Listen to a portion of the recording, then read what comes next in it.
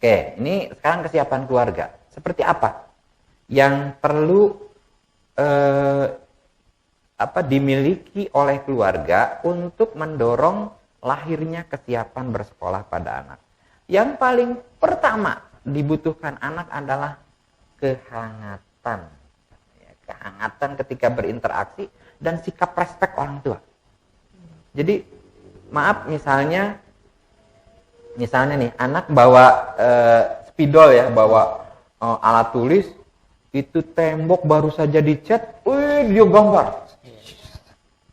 Itu mohon maaf, orang tua yang paham, respect dengan kondisi itu, dia tidak marah. Alhamdulillah anak bunda, walaupun agak jangan kesal pasti. Alhamdulillah anak bunda baru aja dicat gitu ya, udah coret. Bagi kita itu ada coretan-coretan. Bagi anak ketika ditanya ya, kalau kitanya respect gitu ya, halo sayang, ini sedang membuat apa ya? Oh bunda, coba lihat, ini adalah gambar robot yang sedang mau ke bulan. Dia akan, ini bulannya ini bu, coret-coret lagi. Orang tua memang agak lemes kalau ini. Ya, berapa sih biaya cat dengan ini potensi yang sedang hidden, yang sedang tersembunyi menjadi actual, menjadi sedang keluar. Kemudian ketika orang tua tuh misalnya mohon maaf tidak respect, tidak hangat di dalam menghadapi situasi itu, direbut alat tulisnya, awas jangan tulis lagi, nggak boleh tulis lagi. Apa yang terjadi? Itu potensi yang sedang actual itu bisa masuk kembali. Dan lebih susahnya lagi ketika hidden, tersembunyi dan disimpan oleh anak. Nggak mau lagi. Jadi disuruh nulis, nggak mau. Males. Itu kalau udah seperti itu, ngeluarkannya lagi susah. Makanya saya ingat, kalau tidak salah seorang ahli pendidikan anak usia dini, John Henrik Pestalozzi, dia mengatakan bahwa pendidikan itu bukan memasukkan sesuatu ke dalam diri anak, tapi mengeluarkan sesuatu. Mengeluarkan sesuatu dalam diri anak, kemudian setelah keluar baru didorong, dibantu untuk berkembang. Nah, apa yang terjadi dengan kita? Banyaknya kan matematika, suapin. IPS, masukin. Dijejalkan. Itu konsepnya pendidikan itu memasukkan.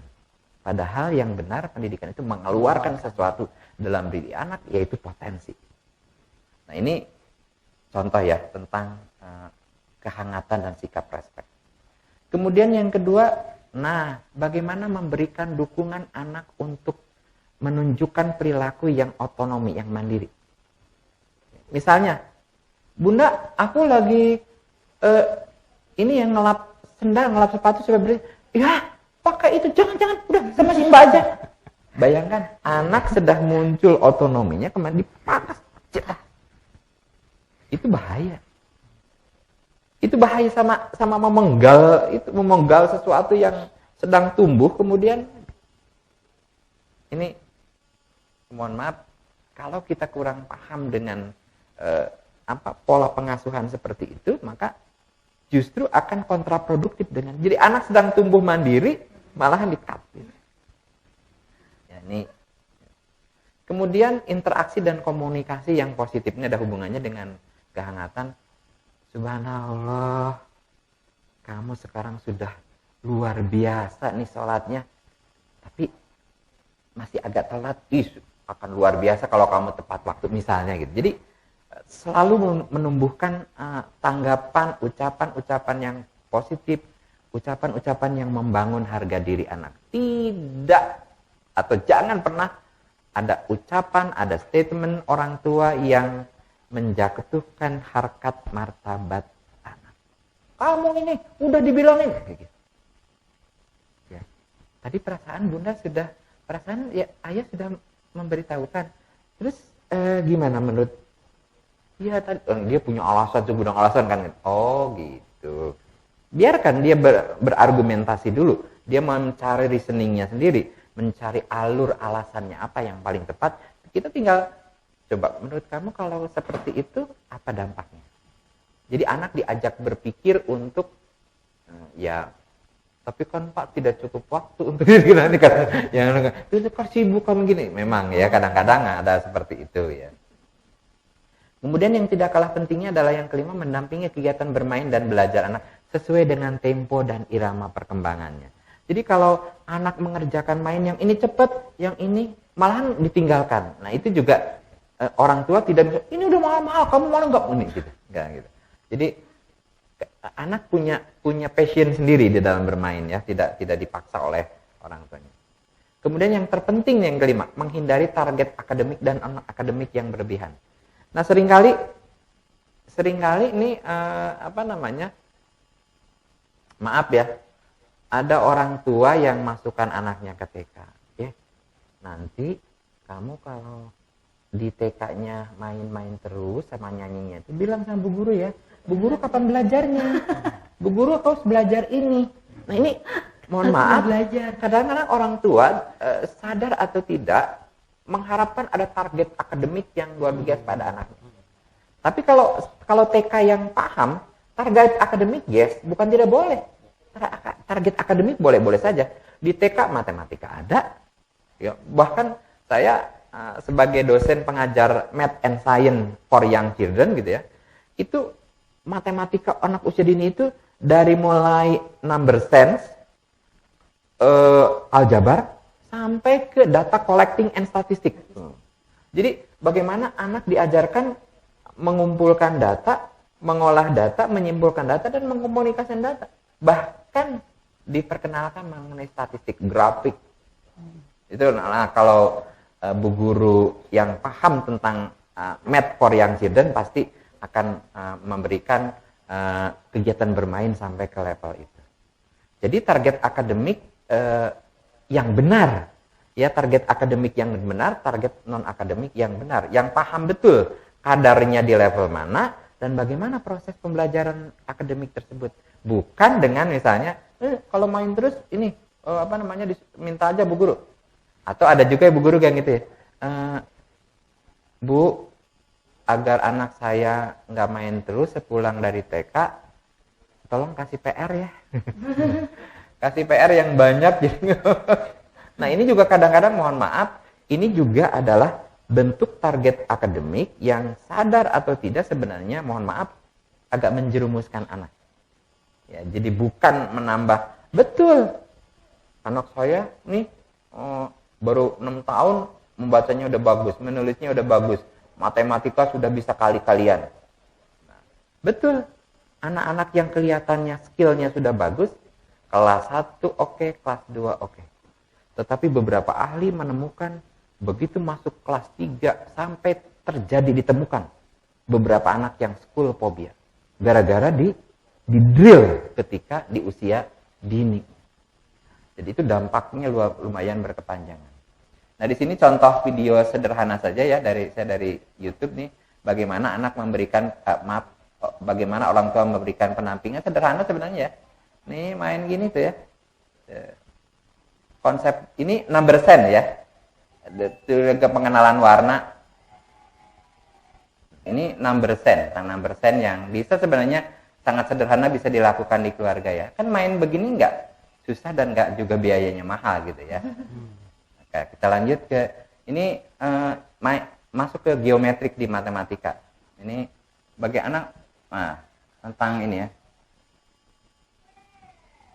Ini melatih kesiapan juga. Nah, ini contoh. Oke. Bagaimana kesiapan di TK? Nah, ini yang saya dapat kiriman ini ya. Ini kiriman bagaimana melatih keberanian tampil, berkomunikasi, berkolaborasi, juga termasuk akademiknya ini. Membangun kesiapan motorik halus dan motorik kasar anak sebagai dasar untuk menulis. Membantu anak memahami berbagai simbol. Nanti di sini ada menyajikan kegiatan main untuk matematika awal, memberikan kesempatan anak untuk latihan kemandirian, kerjasama dan komunikasi, memberikan kegiatan bermain untuk melakukan problem solving. Ini kita lihat dari video ini 5 ini muncul semua. Ini agak saya percepat videonya. Nah ini anak presentasi, ya menurut saya ini analisis saya. Jadi bagaimana anak ini kepekaan terhadap nilai agama dan moral, ya, memulai dengan berdoa. Nah, ini yang luar biasanya itu, menurut saya, bagaimana anak memahami simbol antara bahasa Latin Indonesia, bahasa Arab, kemudian juga dia sudah mulai terampil memahami konsep yang itu sebenarnya di level agak tinggi gitu ya. Misalnya tentang sampah organik, anorganik nih. Ini sampah konsep kosakata organik, anorganik. Pertanyaannya, Pak, apa tidak ketinggian tuh anak TK membicarakan, mengungkapkan organik dan anorganik? Tidak ada istilah ketinggian untuk anak TK sepanjang konsep itu ditemukan oleh anak, dipandu oleh guru, dan anak melakukan dulu, doing dulu. Nah, ini anak sudah melakukan dulu kegiatan yang namanya membuat lubang biopori, membuat kompos, dan sebagainya. Kemudian dia juga sudah doing, mengelompokkan mana sampah organik, mana sampah anorganik, seperti apa, sampah organik diapakan, sampah anorganik diapakan, dia sudah melakukan dulu. Kemudian dia menyimpulkan. Nah, menyimpulkan ini memang saya tanya ke Bu Guru, ini dibantu oleh ini. PowerPoint-nya ya. PowerPoint-nya dibantu oleh guru, tapi ide pokoknya itu dari anak. Nah, ini luar biasa menurut saya. Ini sudah mewakili hampir seluruh perangkat kesiapan bersekolah yang sampai ke keterampilan berkomunikasi. Ya, ini luar biasa kepercayaan diri anak ini maju untuk tampil seperti itu. Nah, ini saya pikir suasana seperti ini yang harus ditampilkan di dalam setiap tema pembelajaran baik di TK maupun di SD. Kalau ini dilakukan, maka saya yakin betul, seyakin-yakinnya anak-anak akan terselamatkan dari kesiapan bersekolahnya dan kemudian dia punya mental yang bagus untuk menghadapi suasana belajar yang sesungguhnya. Tidak seperti kita jadi korban. Baik, sedikit lagi Bu Eti, saya lanjutkan. Nah, ini contoh bagaimana juga melatih kemandirian ya. Contoh kegiatan di TK yang mempersiapkan anak untuk siap bersekolah, untuk melatih motorik halusnya secara lebih matang di usianya, menyimpan mainan sendiri, merapikan dan menyimpan mainan sendiri, itu juga bagian dari latihannya.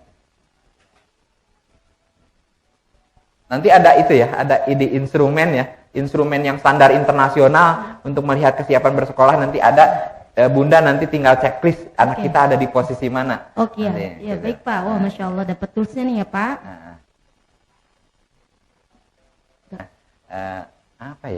Kadang-kadang kita orang dewasa juga kayak gengsi banget ya, minta maaf itu ya, kalau salah itu.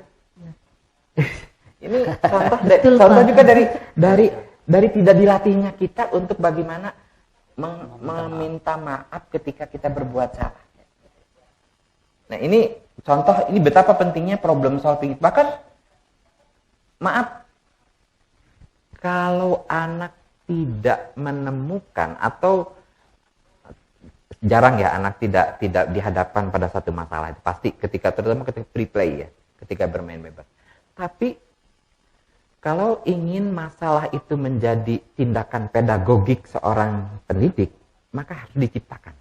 Jadi di tiap tema itu ada masalah apa yang akan diciptakan, baik yang masalah kaitan dengan yang akademik yang maupun yang non akademik, itu diciptakan sehingga anak itu bisa masing-masing itu tahu dia jalannya untuk mengatasi masalah itu apa. Nah, guru di situ sebenarnya tinggal mendampingi. Nanti dari sekian anak itu biasanya pasti ada yang memiliki jalan yang terbaik. Ada ide ya? Ada ide, ada gagasan di situ. Jadi guru tidak perlu terus-terusan melakukan direct intervensi. Memberikan, nah disitulah ruang kurikulum merdeka yang anak itu banyak diberikan kesempatan untuk mencari inspirasi untuk menyelesaikan berbagai persoalan atau merencanakan apa kegiatan yang akan dilakukan. Tidak selalu direction oleh guru. Tidak selalu diatur, diarahkan oleh guru. Memang guru itu adalah pembuat skenario pedagogiknya. Nah, itu kita hadirkan melalui tema, melalui kegiatan bermain, skenario bermain.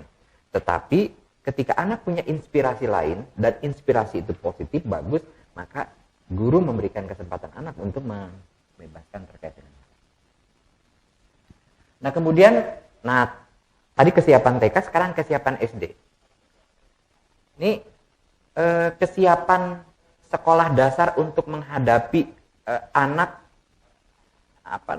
yang betul-betul siap berada di sekolah dasar. Tadi kata kuncinya adalah transisi, learning transition, transisi belajar. Nah, seperti apa transisi belajar itu? Nah, ini sebenarnya ini ya guideline-nya. Yang pertama, mengusung transisi belajar, ini yang pertama. Yang kedua, membantu anak untuk senang, suka, dan cinta dengan suasana teman dan lingkungan sekolah. Jadi, bagaimana membuat anak itu nyaman dulu berada di sekolah. Jangan, mohon maaf, banyak sekolah yang baru masuk sudah anak, ya sudah berjajar, sudah harus berbaris, kemudian baru masuk itu. Belum diciptakan dulu suasana, ini teman, pertemanan itu seperti apa, suasana sekolahnya seperti apa. Kemudian sama, memberikan kesempatan anak pelatihan kemandirian, kerjasama, komunikasi, memberikan kesempatan anak problem solving menjadi target akademik yang tidak berlebihan ini ya. Nah, ini yang kelima ini, yang tadi sudah disinggung, cukup banyak sekolah dasar yang di kelas-kelas awal atau di bulan-bulan awal sudah main langsung dengan daftar mata pelajaran, hari ini hari Senin, mata pelajaran, kamu bawa buku paketnya. Kamu itu sudah langsung target akademik. Lupa bahwa tugas utama di kelas awal itu bagaimana menghadirkan yang poin pertama ini, transisi belajar. Ini contoh bagaimana saya menemukan, ini dikirimkan ini suasana transisi belajar yang luar biasa menurut saya ini ya. Ini contoh nah ini konsep transisi belajar itu seperti ini. Jadi di SD tetapi suasananya itu masih dominan ataupun masih muncul dengan bermain.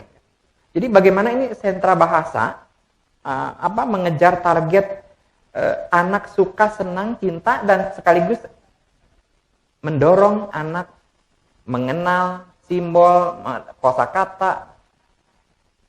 Ini adalah contoh yang benar tentang learning transition. Jadi tidak tidak langsung buku paket yang dengan itu, tidak. Nah, kalau sekolah dasar seperti ini itu akan membuat anak itu sudah sudah lekat dulu dengan itu, dengan suasana itu. Dengan suasana teman, suasana pembelajarannya. Jadi tidak langsung dijejali dengan buku. Apalagi dengan LKS yang begitu. Nah, ini juga contoh bermain matematika. Ini juga contoh learning transition ini untuk sekolah dasar ya. Jadi bagaimana mereka belajar matematika dengan bermain Bu itu ini mancing ya, memancing. Nah, ini memancing kosakata, menghubungkan kosakata menjadi itu luar biasa. Ini kalau suasananya seperti ini, maka sekolah itu akan membuat anak itu happy dulu. Membuat istilah yang ahli itu joyful learning ya, pembelajaran yang menyenangkan untuk anak. Apalagi nanti, ini nanti mungkin agak sedikit bergeser ke saya ingin pandangan Ustadz Arifin terkait dengan ini juga banyak Ustadz yang terkait dengan tahfidz gitu ya. Tahfidz itu yang dikejarnya itu able dulu, yang penting mampu menghafal sekian ini. Lupa kalau Rasulullah juga kan mengajarkan anak itu cinta dulu dengan Al-Quran, suka dulu dengan Al-Quran, senang dengan itu. Kalau menurut Ustadz seperti apa kalau yang kaitan dengan itu? Iya, bismillahirrahmanirrahim. Izin Bu Eti ini ya, saya karena kaitan dengan tadi saya lupa program mengenalkan ini. Ustadz Arifin ini salah satu programmer ya dan praktisi tahfidz anak Pak, Masya Allah. Silakan Ustadz. Iya, baik. Bismillahirrahmanirrahim. Terima kasih Pak Hafidin. Pak Pidin adalah guru saya nih, udah sekian lama, insya Allah belum lamanya juga bertemu dan ngobrol dengan Pak Hafidin ya, Masya Allah, luar biasa nih, banyak ilmu lagi, memori-memori awal dulu waktu saya kuliah, ini muncul lagi, dan itu juga akan sekarang gini, dulu mahasiswa sekarang sudah jadi ini, sudah partner, dulu banyak ya teman-teman, dengan Bu Eti juga, dulu dengan ada juga, dulu mahasiswa sekarang jadi pejabat di kementerian, ada yang seperti ya. Makanya saya berusaha ketika dengan mahasiswa membangun hubungan kemitraan. Jadi bukan mahasiswa itu dosen yang ini. Ya, monggo Pak Ustaz. Iya. Pak Habib ini salah satu dosen favorit saya. Jadi kalau Masya Allah, ini juga saya terapkan di keluarga ya, di keluarga saya. Ini terkait dengan tahsin maupun tahfiz. Nah, pengalaman saya mengikuti pelatihan-pelatihan, baik berbagai macam metode yang saya ikuti, untuk penerapan tahsin dan tahfidz khususnya di anak usia dini, ya, baik di TK maupun SD, maka di sini kami menseleksi metode yang tepat dalam tanda kutip ini sesuai dengan perkembangan anak. Nah, banyak memang yang minta masukan gimana nih yang supaya belajar tahsin dan tahfidz itu menyenangkan. Ya tadi yang bukan langsung able gitu kan, ya langsung dia bisa, ya memang itu memang nanti akan menjadi target. Ya memang baca Al-Quran itu harus able gitu kan, tidak boleh ada yang salah. Maka nanti kalau salah Rasulullah bilang para ulama kuro, ulama tahsin mengatakan nanti akan kena kesalahan jari dan itu fatal gitu ya. Memang. Tapi kita lihat proses perkembangan anak. Nah oleh karena itu pemilihan satu metode ini sangat penting sekali di awal-awal. Ya baik. Di antaranya dari sekian banyak metode, maka kita ketemu ada satu metode. Nah ini juga diterapkan di Bunga Bangsa Islamic School dengan metode Ali namanya. Ini menarik, Pak. Metode Ali ini pengajarannya memang yang satu menyenangkan, ya aplikatif, kemudian juga ketika belajar itu ya tidak membosankan, ya sehingga tadi tujuan akhirnya adalah anak ya suka, ya senang akan Al-Quran, gitu ya. Nah bayangkan ketika kita mengenalkan huruf hijaiyah, nah ini kan anak sukanya dengan menyanyi. Itu dulu yang kita bangun agar supaya senang. Ya. Biasanya kalau kita mengenal huruf hijaiyah ini sebagai contoh, ya kan kalau kita dulu macam alif ikuti, alif, ba. Nah, jadi kita langsung nyanyi aja. Maaf gitu Tad. Gini, saya kadang-kadang suka kalau bilang iri gitu ya. Anda saudara kita agama lain gitu. Remaja-remajanya, anak SD, anak SMP, anak SMA, bangga bahwa kitab sucinya kemana, itu saya pikir saya pasti berhasil menghadirkan cinta senang dengan itu. Gitu. Nah, coba dari kalangan remaja Muslim kita hitung berapa yang betul, yang bangga membawa kitab Al-Quran. Ya Allah. Nah ini barangkali ini pemikiran saya Ustadz. Menurut Ustadz ini harus seperti apa sih sebenarnya?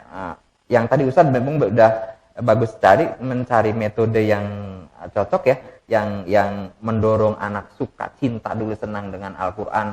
Jadi pengennya Al-Quran itu dibawa kemana-mana. Kalaupun tidur pun dibawa gitu Al-Quran itu. Karena itu kalamullah. Ini luar biasa Ustadz. Gimana coba Ustadz? Iya, yang pertama tadi Pak Hafidin sudah menjelaskan bahwa belajar Al-Quran ini bukan hanya pertama selain tadi memilih metode, kemudian juga tidak hanya sekedar diserahkan kepada pihak sekolah. Tadi lingkungan rumah itu sangat penting, sangat penting sekali. Jadi artinya belajar di rumah dan belajar di sekolah juga gitu ya. Nah misalkan kalau di rumah ya, ini memang pemahaman terhadap orang tua selain tadi ya, bukan pokoknya bagaimanapun anak saya jadi hafiz. Bisa aja anak cerdas gitu, kemampuan mengingatnya luar biasa anak itu. Ya. Nah oleh karena itu kita berikan pemahaman terlebih dahulu, Bu, ayo kita angkat bagaimana anak cinta Al-Quran dulu. Dari rumah ya, Ustaz, dari rumah dan sekolah. Jadi ini dua kerjasama harus itu ya. Kerjasama. Contoh misalnya diperdengarkan terus gitu ya. Salah satunya itu ya. Jadi memang ya yang pertama kalau kita tidak ada persiapan, namun penting sekali tadi masa transisi itu, pembelajaran transisi sangat-sangat penting. Dan kalau bisa memang ini harus ya pemerintah tadi ya. Kita menunggu dari kebijakan ini memang harus gitu ya, harus lakukan gitu ya. Mungkin tempatnya antum bisa memulai program transisi itu, Insya Allah, bikin pedomannya dengan Bu Eti juklat sederhana lah ya. Insya Allah, Pak. Oke, diterapkan Kita tentang buat, learning transition di situ. Betul, terutama nanti dengan guru-gurunya juga nih, pemahaman terhadap guru-guru penting yang ketemu setiap hari gitu ya. Betul, betul. Nah, Dimampukan ya Ustaz. ya betul. Memang yang di Bunga Bangsa ini kita punya target ya 6 tahun ini ya, cukup memang ya fantasi Pak, di antara SD-SD yang lain nih kita targetkan kelas 6 ini 5 juz. Masya Allah. Tapi bukan berarti kita nanti ujug-ujug kita langsung ayo apa tidak. Ada proses ya. Nah, ini saya sepakat dengan Pak Hafin, Masya Allah. Nanti kita siapkan beberapa bulan untuk bagaimana anaknya cinta Quran. Dan bahkan pun kita sudah menyiapkan plot ya di mata pelajaran itu di Islamic ya, di Islamic Studies di PAI itu kita apa yang kita pelajari maka ditadaburkan di situ. Ya, jangan sampai ya nanti ketika pelajaran kita sudah sampaikan maka tidak ada nilai-nilai yang terdapat dari situ. Contoh saya ingat kali Pak Hafidin, ini masih terngiang. Ketika kita membawa anak ke masjid, ya, siapkan dulu kondisi anak, ya, di rumah maupun di sekolah. Jangan ujung-ujung nanti dia berisik mengganggu gitu kan. Nah, kita ajarkan adab-adab. Ya, bagaimana ketika kita masuk masjid, ya, selain berpakaian tadi, itu, Masya Allah. Nah, jadi dari sekian hal yang seperti ini yang betul-betul nanti insya Allah kita perhatikan. Dan itu ya, betul ya. Saya yakin saya juga sebagai orang tua gitu ya, ketika memasukkan anak ke TK, ke SD, orang tua itu kan tidak terlalu tidak terlalu jauh muluk-muluk lah ya, keinginan. Bagaimana anaknya itu menjadi anak yang qurrata ayun ya. Anak yang sejuk dipandang mata, tutur katanya lembut, ketika mau minta sesuatu misalnya, yang ayah boleh nggak aku minta mainan kalau ayah sudah punya uang. Coba kalau putra Ustadz Arifin ngomongnya seperti itu, haru kan? Iya, Masya Allah. Orang anak-anak yang sudah tahu bagaimana ketika meminta sesuatu itu tidak selalu harus ada. Itu luar biasa kalau sifat watak seperti itu, karakter seperti itu ditanamkan. Jadi bukan anak-anak yang minta sesuatu harus ada gitu ya. Ini contoh bagaimana anak yang salah satu kalau menurut saya, pemahaman saya, salah satu Bu Eti dari ciri anak yang qurrata ayun yang semua orang tua pasti mengidolakan itu. Bukan mohon maaf, bukan sekedar akademiknya yang hebat gitu, tapi anak yang memang betul-betul sedap dipandang, menjadi ibarat itu, Masya Allah, tanda-tanda surgaku ada di anakku itu sudah terlihat gitu. Dari tutur katanya, dari adabnya, dari akhlak sehari-harinya. Ketika udah mendengar azan dia respect seperti itu. Kenapa? Di keluarga dibiasakan itu, sekolahnya juga mendukung seperti itu. Nah, itu kalau ingin mengarah ke situ, maka memang tidak bisa tidak. Working with parent itu harus itu, kerja sama orang tua. Maka apapun program di sekolah terkomunikasikan. Apapun kekurangan sekolah, orang tua terbuka juga gitu ya. Terbuka untuk sampaikan dengan baik, karena ini masa depan anak-anak kita. Masa depan anak-anak bukan hanya putra-putri ibu bapak saja, tapi ini adalah anak warga Kota Bekasi, anak warga Jawa Barat, ini anak muslim Indonesia, muslim dunia. Yang dia harus tegak dengan kemuslimannya.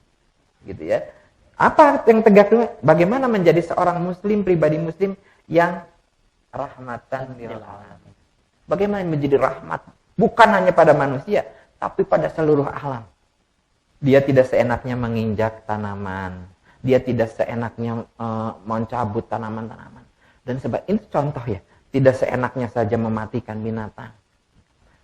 Dia tahu bahwa Al-Qur'an yang paripurna itu memiliki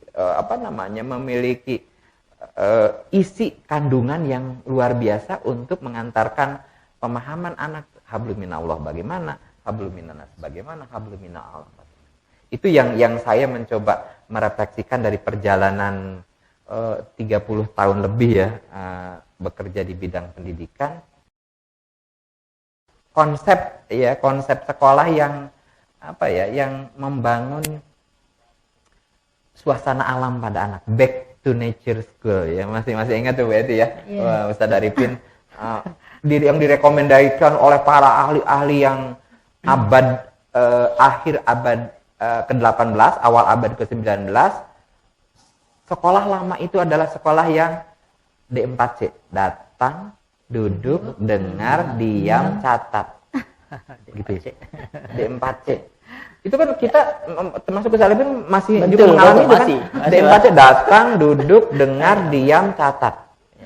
Itu yang maaf, dari mulai Kersensteiner, John Henrik Pestalozzi, John Dewey, itu tokoh-tokoh dunia di bidang pendidikan yang menentang pembelajaran yang sifatnya tadi, ya sekolah dengar. Nah mereka mengantarkan, oh sekolah itu harus back to nature. Ada yang John Dewey do school, harus sekolah itu melakukan, bukan sekolah dengar. Learning by doing, betul. Nah bagaimana learning by doing itu salah satu yang saya termasuk saya pengagum dan pencinta tentang sekolah alam. Ya karena tadi ya, saya juga di Puskur, Pusat Kurikulum, pernah membuat buku pedoman tentang bagaimana pembelajaran berbasis alam. Jadi kalau ibu bapak mau buka, di situ ada pedoman tentang pembelajaran sekolah alam, dan ini juga yang menginspirasi saya di beberapa tempat untuk mendukung tentang pembelajaran. Intinya pembelajaran alam itu sebenarnya bukan menghadirkan suasana hutan ke dalam sekolah, tetapi bagaimana menghadirkan, memang ada representasi hutan, ada representasi tanaman pertanian, ada kolam ikan, ada dan sebagainya. Tetapi yang terpenting bagaimana anak itu suatu saat dia akan pergi ke laut, akan menyeberang lautan, dia akan pergi ke hutan, dia akan pergi ke mana. Nah, itulah suasana itu yang perlu dihadirkan. Baik Bu Eti, mudah-mudahan nanti dari dialog yang ini juga sudah dimulai dialog ya. Mudah-mudahan nanti bisa dielaborasi oleh Bu Eti, Ustadz Arifin maupun teman-teman orang tua yang ada di link ini bisa kita diskusikan lebih lanjut terkait dengan ini. Okay. Saya kembalikan pada Bu Eti. Iya, baik Bapak, Masya Allah, tabarakallah. Menarik sekali ya Bunda, materi yang sangat lengkap, yang luar biasa. Tentunya saya juga khususnya sebagai orang tua membuka mindset kita bahwa menyiapkan anak sekolah itu nggak melulu cuma calistung gitu ya Pak ya. Kalau datang anak saya udah bisa baca, udah bisa berhitung gitu. Itu yang selalu jadi barometernya, padahal banyak hal lain yang harus disiapkan. Sepertinya bunda-bunda ada yang mau bertanya ya. Silahkan. Ada ayahnya juga Bu itu. Ada ayah juga, oh Masya Allah. Iya, ayahnya. Ada ayah, wah nggak ketinggalan, ini luar biasa ya Pak, yang jarang-jarang. Mungkin nanti kita buat parenting khusus ayah nih Pak. Ayahnya sibuk soalnya. Sebelum ke pertanyaan, mungkin saya mengingatkan kembali kepada ayah bunda yang sudah hadir di Zoom kali ini untuk mengisi absensi yang sudah kami berikan di kolom chat. Silakan klik di absensi, linknya ada disampaikan oleh operator. Kemudian kami persilahkan kepada ayah bunda yang ingin bertanya. Untuk yang bertanya langsung kami persilahkan mungkin bisa raise hand, atau buat ayah bunda yang tidak bisa bertanya langsung dengan Pak Hafidin bisa dituliskan di kolom chat. Kami berikan waktu masih ada kurang lebih 30 menit nih Pak, sampai ke pukul 11. Yeah. Atau mau sampai jam 12. Masya Allah. Baik, sambil menunggu, mungkin ada bunda-bunda lagi sedang menyiapkan pertanyaan sepertinya. Mungkin saya yang mau bertanya nih Pak Hafidin. Tadi kan Bapak sudah menjelaskan sebenarnya secara gamblang ya bagaimana antara TK dan SD. Ya? Oh iya Pak. Yeah. Silakan Pak. Antara TK sama SD ini harus bersinergi gitu. Artinya ya tadi ada keluarga, ada sekolah gitu. Sekolah itu ya tadi transisi anak, ketika anak mau masuk SD tentu dia harus disiapkan dulu di TK-nya. Sebenarnya dari persepsi Bapak yang mungkin sudah melanglang buana di seluruh Indonesia, kurikulum TK yang bagaimana ini Pak, yang sebenarnya yang cocok, yang bagus untuk anak-anak usia dini, yang harus mungkin orang tua perlu cermati, yang bisa dipilih sehingga nanti ketika SD mereka sudah siap gitu Pak. Ya. Terima kasih Bu Eti. Ini pertanyaan yang sering saya jumpai ketika berkeliling ya. Ya. Alhamdulillah 30 tahun pengabdian ini dari mulai kota Sabang, titik 0 kilometernya barat Indonesia sampai ke Papua. Pertanyaan ini salah satunya yang kalau kita telusuri dari rujukan para ahli pendidikan anak usia dini, kata kuncinya satu, Bu Eti. Di negara maju sekalipun, itu selalu konsepnya itu play based curriculum. Oke. Kurikulum yang berbasis bermain.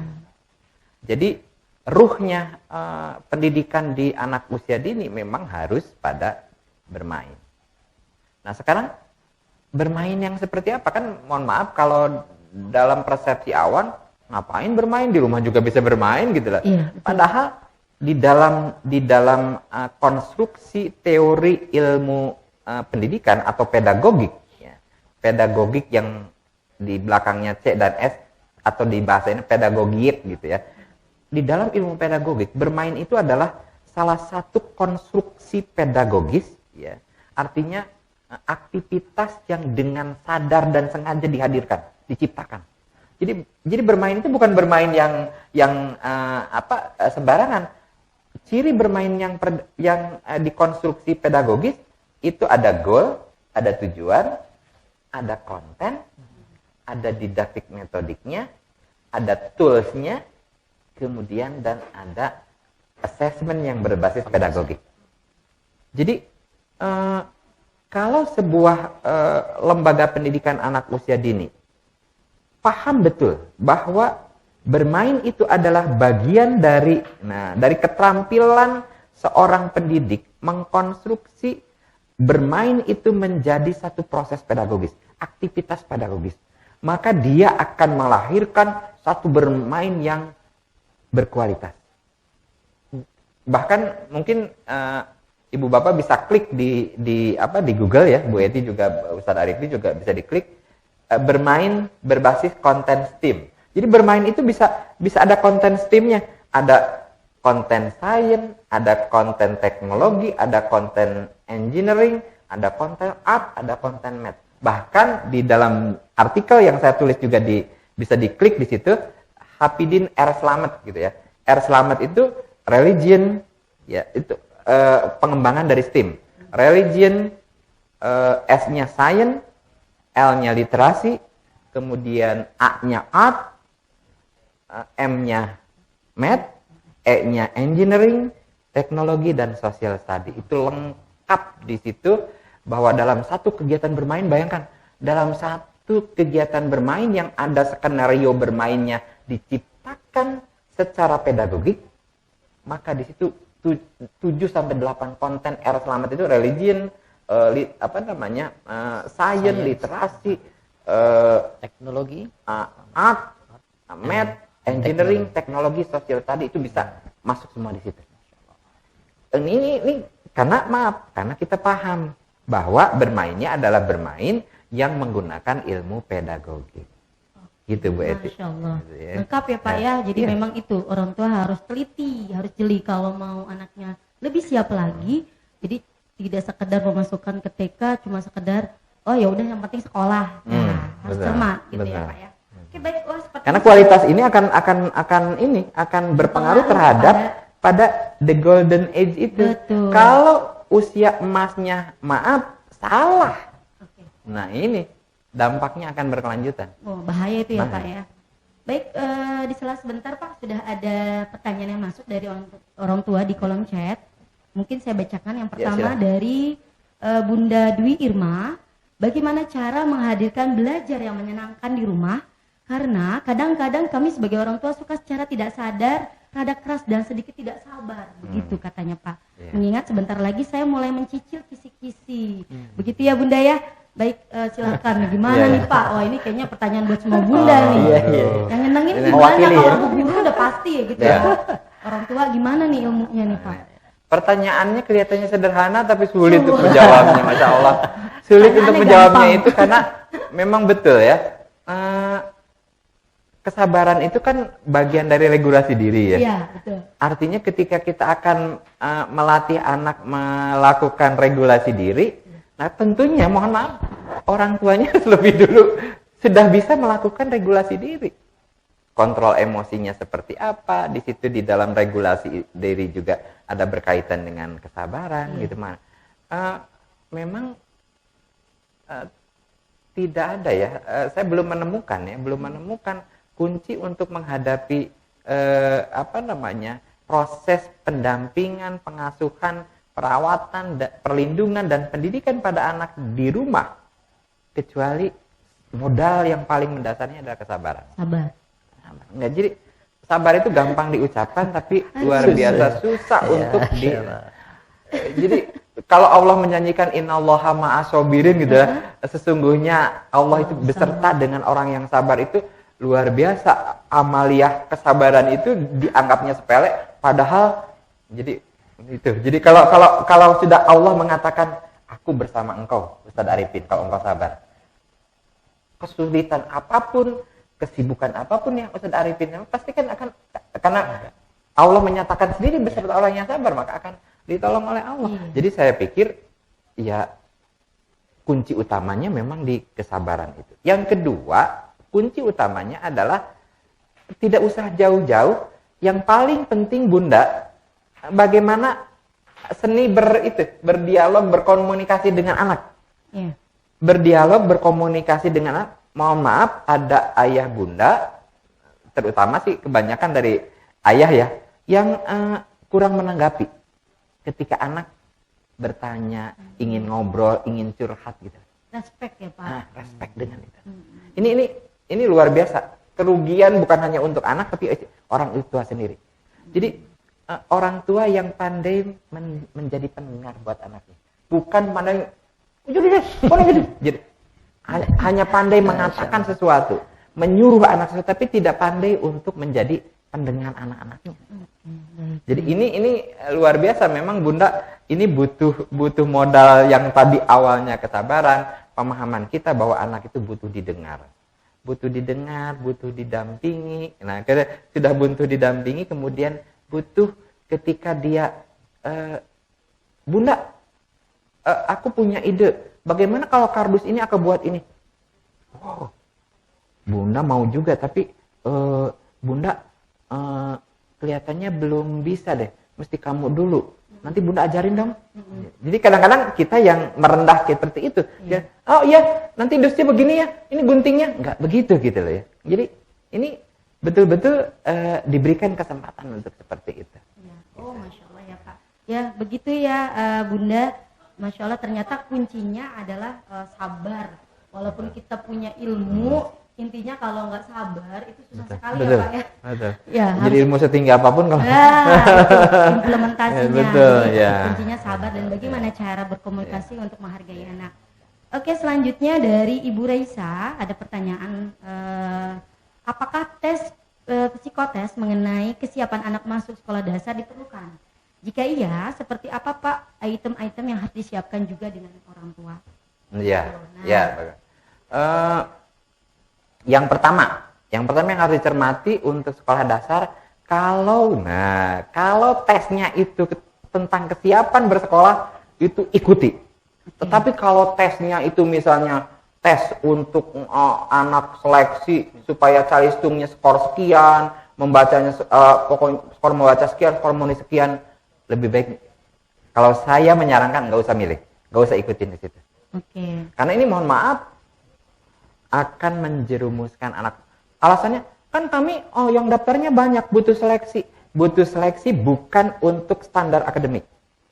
Karena tugas utama untuk pematangan kompetensi akademik itu adalah tugas sekolah dasar.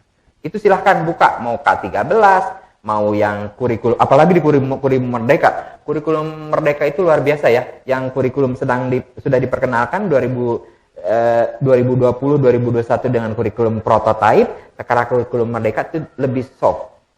Ini lebih soft itu lebih bisa menyelamatkan anak-anak kita. Jadi tidak ada istilah sekolah dasar kami SD yang itu kurikulumnya tinggi, kurikulumnya nggak ada. Buka di situ di standar capaian pembelajaran kurikulum Merdeka untuk SD kelas awal maupun SD kelas tinggi. Justru di situ soft, bagus itu menurut saya. Kalau itu komitmen ya sekolah dasar itu, anak-anak akan terselamatkan untuk dibantu. Cinta, senang, suka dengan belajar adalah kebutuhanku. Di rumah aku belajar, aku butuh belajar. Di sekolah aku butuh belajar, dengan teman aku juga butuh belajar, di perusahaan itu luar biasa. Saya lanjut ke ada Bunda Rini Wahyu. Bapak izin bertanya, kalau di TK apakah ada kurikulum merdeka? Jika ada, seperti apa ya Pak? Mohon penjelasannya. Terima kasih. Dari siapa Bunda? Bunda Rini. Bunda Rini. Bunda Rini Wahyu. Baik. Sudah disediakan juga ya. Gini, kurikulum merdeka itu sebenarnya bentuk kurikulum yang harus dirancang seperti dokumen KTSP.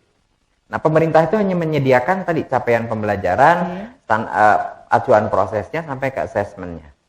Nah, bagaimana sekarang mengolah itu menjadi kurikulum merdeka? Di PAUD itu kita rame-rame waktu saya menjadi pembicara nasional diundang oleh Himpaudi Pusat, saya bilang kurikulum merdeka bermain.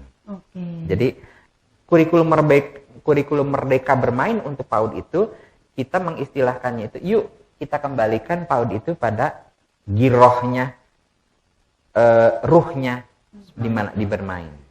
Bahkan itu bukan hanya PAUD, sampai ke SD kelas awal gitu. Dalam menyelamatkan transisi sudah. Sekarang tinggal bagaimana nanti kemampuan masing-masing satuan pendidikan anak usia dini mengolah itu menjadi kurikulum merdekanya di tempatnya yang bersangkutan. Iya.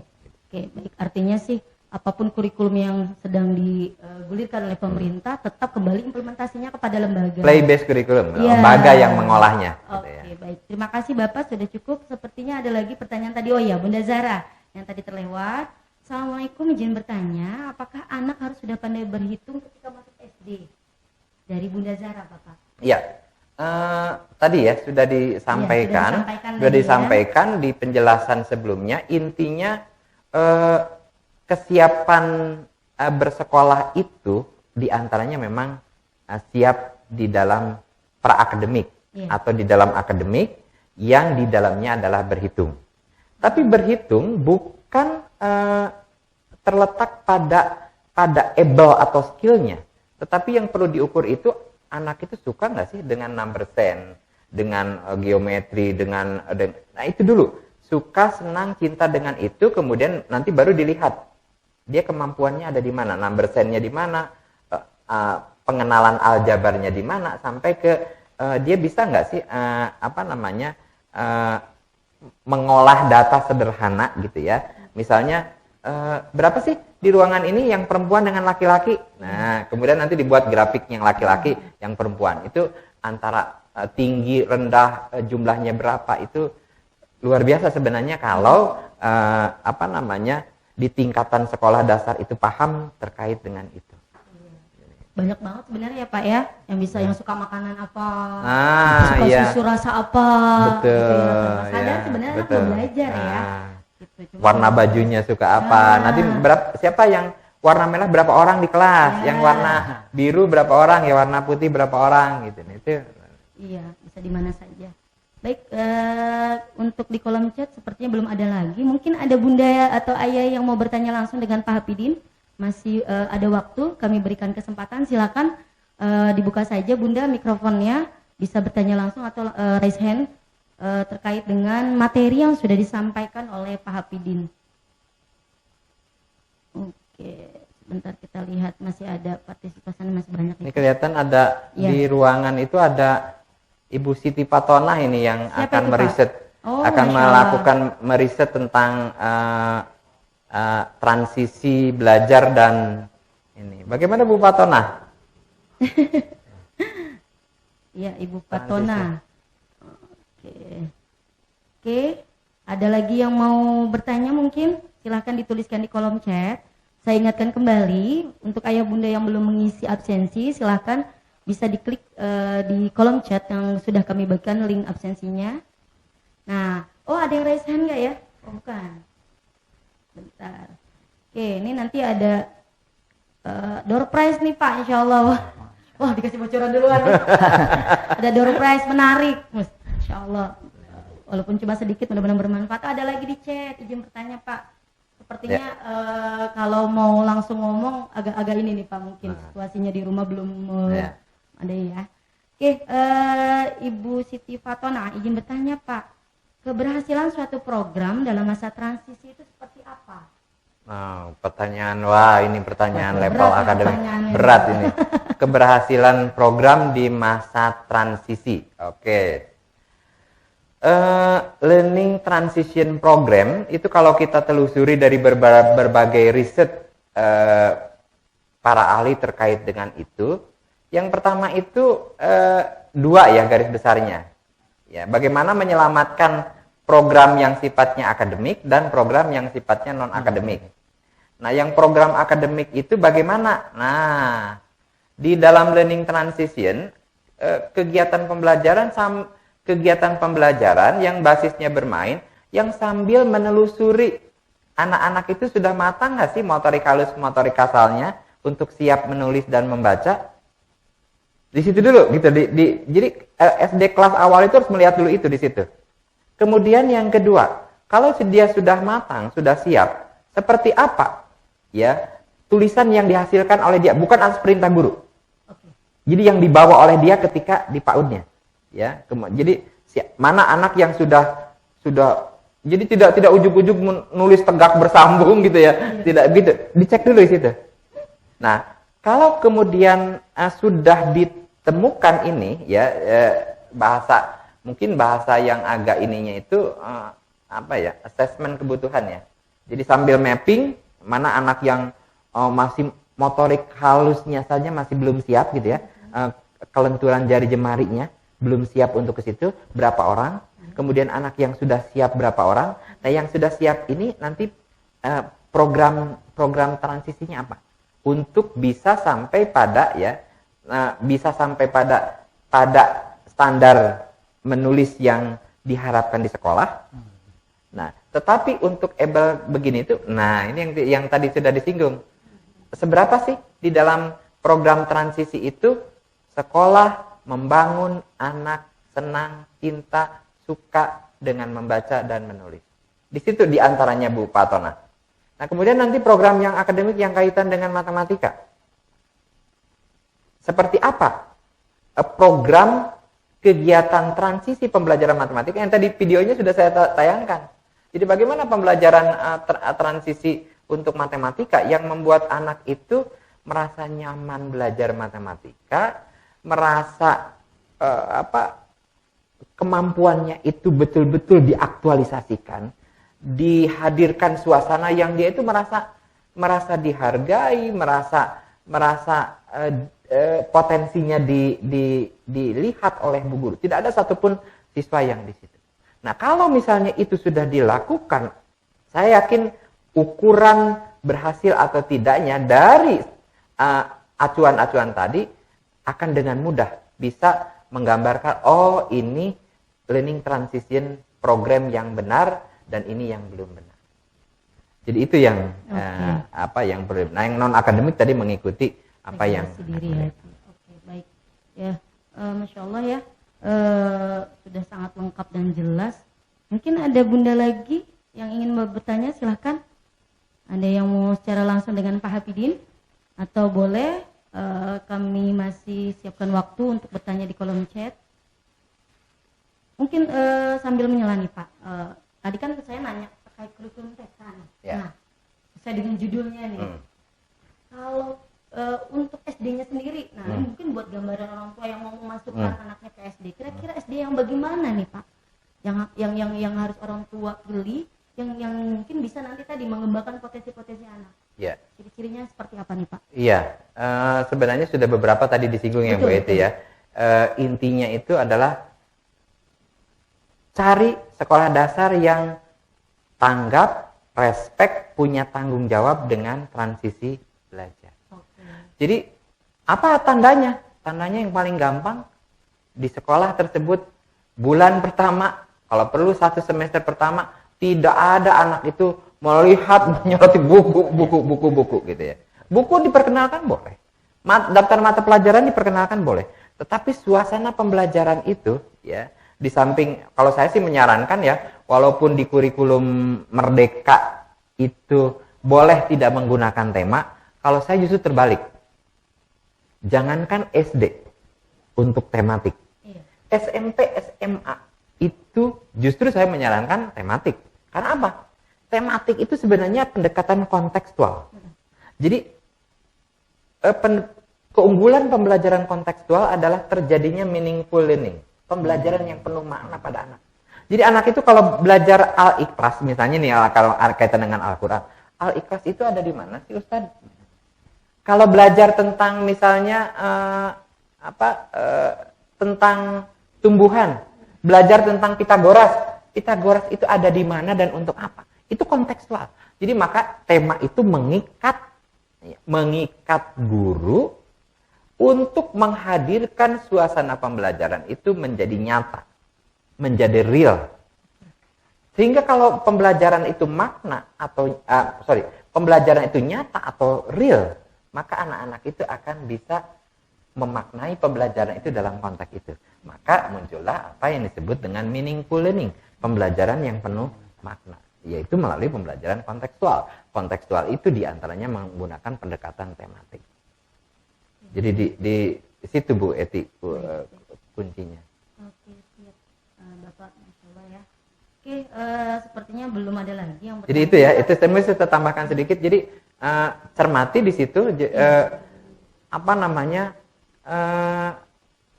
relatif mudah lah ya. Kalau anak-anak kita masuk ke sekolah dasar itu programmingnya itu nanti ibu-ibu bisa melihat apa yang dilakukan SD terhadap anak kita. Bagaimana respek guru ketika menyambut anak-anak kita. Bagaimana ketika guru mendampingi anak kita ke kelas. Gitu ya. Itu akan terlihat di situ. Nah, jadi saya pikir jangan terketoh juga dengan kurikulumnya yang wah, unggulannya wah. Lihat juga performan gurunya. Ya, performan guru itu penting. Sebab apa yang membuat anak nyaman di sekolah itu siapa sih? Guru. Kan guru. Gitu ya. Jadi kalau gurunya mohon maaf ini kok anak saya tertinggal saja tidak respect, tidak ditanya. Anak saya tertinggal makanannya tidak respect, tidak ini. Ya.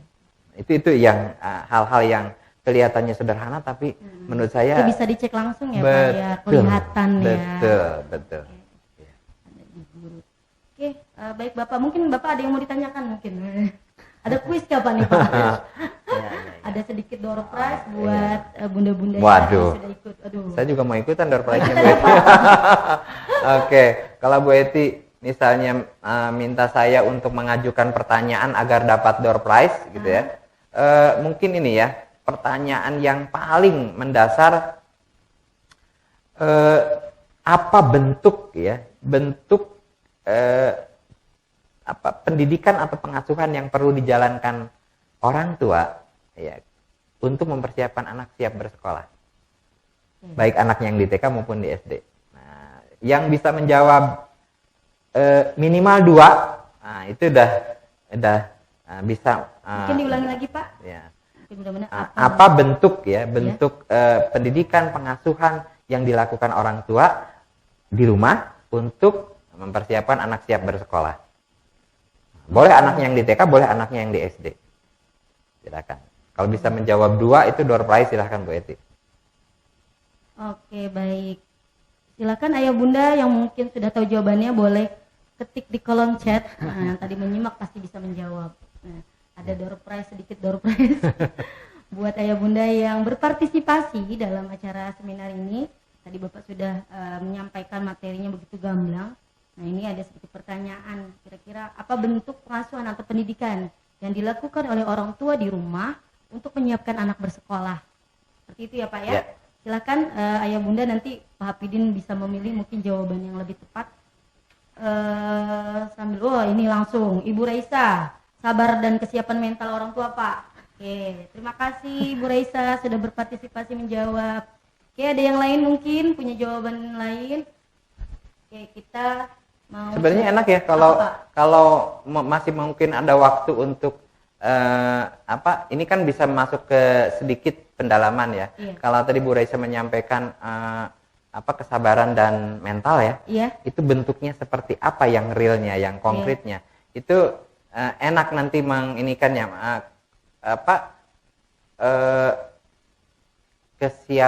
kesabaran betul ya, kesabaran dan kesiapan mental. Itu mungkin kalau dideskripsikan dengan 2 atau 3 kalimat itu luar biasa ya. Oke.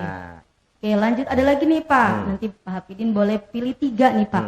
3 dari jawaban yang menurut Bapak paling lengkap. Ada dari Bunda Sarita Chandra, yaitu jawabannya berempati terhadap perasaan anak dan suportif.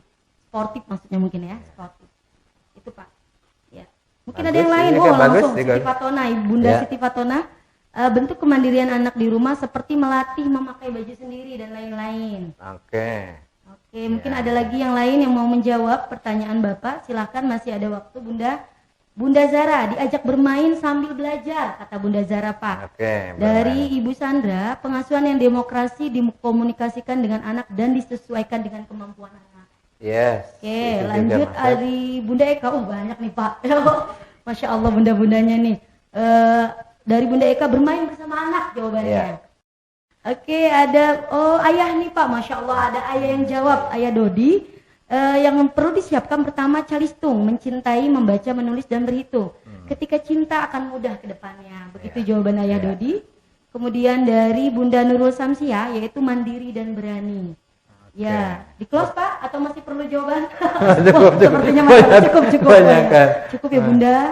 Ada. Silakan Pak dipilih. Nanti milihnya. Nanti ya Pak. Nanti dipilihnya. Oh iya Nanti. terakhir ya Pak. Oke terakhir. Bunda, nanti Masya Allah terima kasih atas partisipasi. Nanti biar dibaca dulu. Oke siap. Atas partisipasi Bunda untuk menjawab, sepertinya ini sangat semangat, nggak hanya Bunda, ada ayah juga.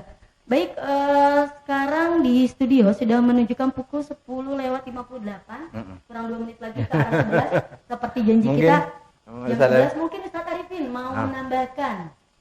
Silakan. Nambahkan apa ya? Cukup sebenarnya. Silakan Ustaz Arifin.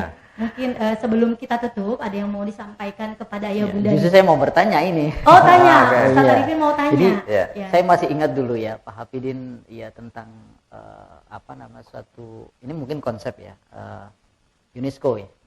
Ya, learning how to know, learning how to do, how to do, learning how to live together. Nah, ini relevansinya dengan mungkin kurikulum merdeka atau sedikit mungkin dikaitkan juga dengan pembelajarannya mungkin Islamik secara umum, Pak. Iya luar biasa, Ustaz Arifin masih ingat tentang 4 pilar UNESCO ya terkait dengan itu. Nah ini di dalam kurikulum merdeka sangat tampak sekali. Nah selama ini mungkin kegalauan tim kurikulum pusat juga mungkin itu ya. Sebenarnya bukan kegalauan di kurikulum menurut saya, kegalauan di implementasi. Artinya ini kurikulum sudah investasi miliaran, dilatih di mana-mana dari kurikulum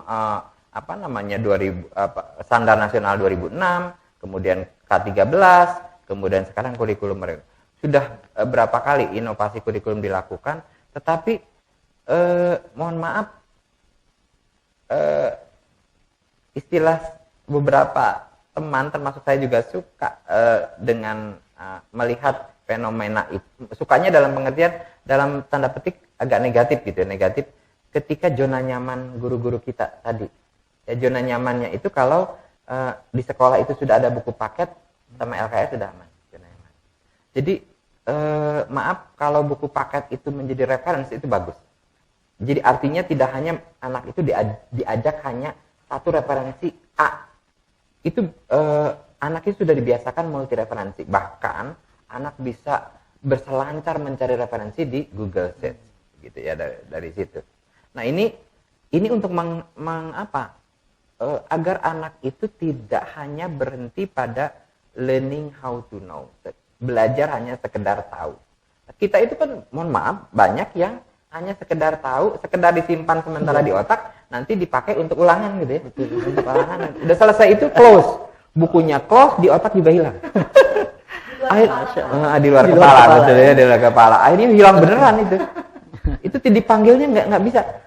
Coba Ustadz Arifin panggil matematika yang SD kelas 4, IPA yang SMP kelas 2 misalnya, nggak bisa, hilang banyak hilang. Karena memang tadi karena tidak bergerak dari to know ke to do. Makanya ada gerakan do school dulu yang itu kan udah. Jadi sebelum UNESCO sebenarnya kan saya tadi ceritakan tadi, Carsten Steiner, kemudian ada John Dewey, ada Pestalozzi, ada ada Froebel juga yang menghendaki pembelajaran itu bukan sekedar to know, bukan sekedar sekolah dengar untuk tahu, tapi bagaimana anak melakukan. Nah, Dari melakukan, dari to know, to do.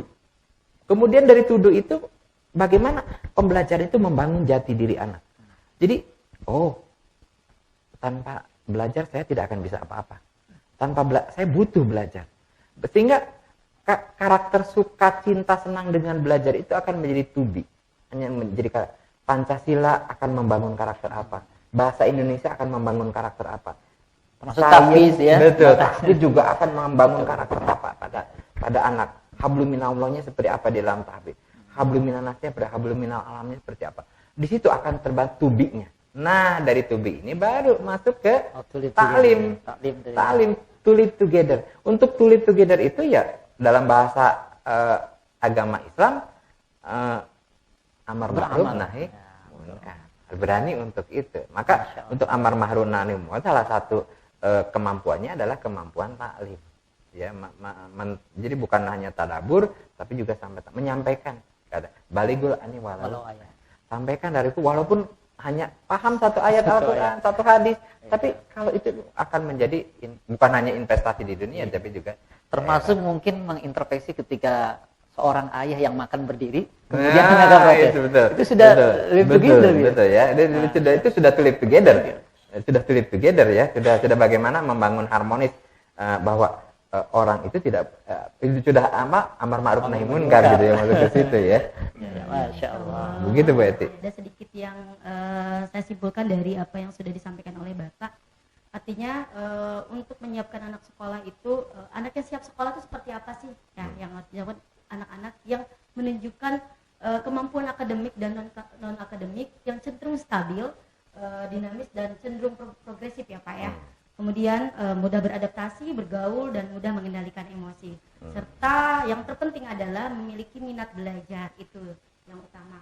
Kemudian yang harus disiapkan oleh ayah bunda yaitu antaranya ada pra-akademik, meliputi kemampuan keterampilan membaca dan matematika awal, dan regulasi diri, yaitu pengendalian emosi sosial yang kesabaran dan konsentrasi, itu yang paling penting.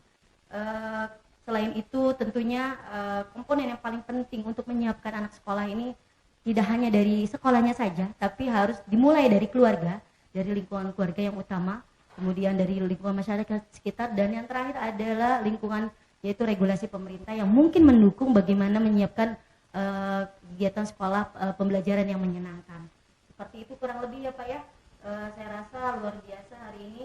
Mari kita siapkan ayah dan bunda menjadi orang tua yang dirindukan oleh anak, yang memiliki respek, yang berempati terhadap anak, apapun yang dilakukan anak dihargai semaksimal mungkin. Sehingga termasuk sekolah yang dirindukan ya, TK yang dirindukan anak, SD yang dirindukan anak. Jika dia sudah siap ke sekolahnya pun menjadi sekolah yang dirindukan ya Pak ya, rindu yang guru-guru yang selalu dirindukan, kapan aku ketemu lagi sama guru aku. Masya Allah.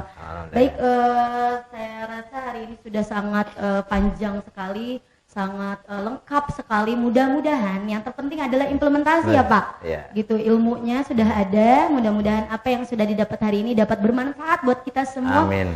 Khususnya buat ayah bunda di rumah yang hari ini meluangkan waktunya, Masya Allah, di sela-sela kesibukan ayah bunda, di sela liburan ayah bunda mau hari ini menimba ilmu bersama. Mudah-mudahan Allah senantiasa memudahkan kita untuk beserta mendampingi dan mendidik anak menjadi anak-anak yang soleh dan soleha. Amin. Amin ya Rabbal. Baik, saya ucapkan terima kasih kepada SDIT Tahfiz Bunga Bangsa Islamic School, kemudian kepada kelompok bermain dan taman kanak-kanak Bunga Bangsa Islamic School, serta Yayasan Masjid Jami Bunga Bangsa yang berpartisipasi untuk penyelenggaraan hari ini yang Masya Allah ada di studio multimedia Bunga Bangsa. Kita dapat melaksanakan seminar dan talkshow memahami kesiapan anak dalam memasuki sekolah dasar. Sebelum saya tutup, insya Allah kami ada sedikit door prize untuk ayah bunda yang tadi sudah berpartisipasi. Karena terbatas, kami mungkin tidak bisa memberikan semuanya. Jadi tadi kami memberikan apresiasi kepada bunda atau ayah yang tadi pertama kali masuk ke room Zoom Pak.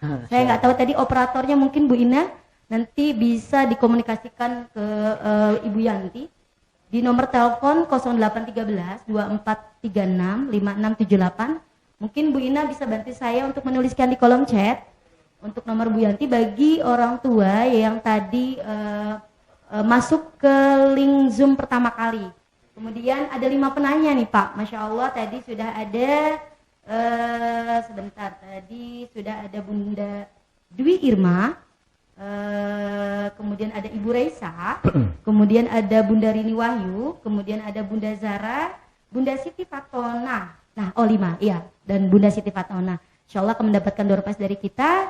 Nanti bisa dihubungi langsung oleh Ibu Yanti. Mohon mungkin yang sudah bergabung di grup seminar dan talkshow sudah ada ya Ustadz ya. Kita akan sampaikan terkait dengan apa yang tadi sudah saya jelaskan. Kemudian insya Allah materi akan dapat nggak nih Pak bunda-bunda? Ya. Masya Allah, alhamdulillah, terima kasih Bapak.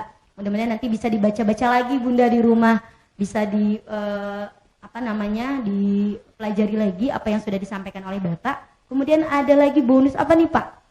Tulisnya, ya. Untuk asesmen, mendeteksi anak saya kira-kira siap belum sih masuk ke sekolah dasar. Masya Allah, terima kasih Bapak.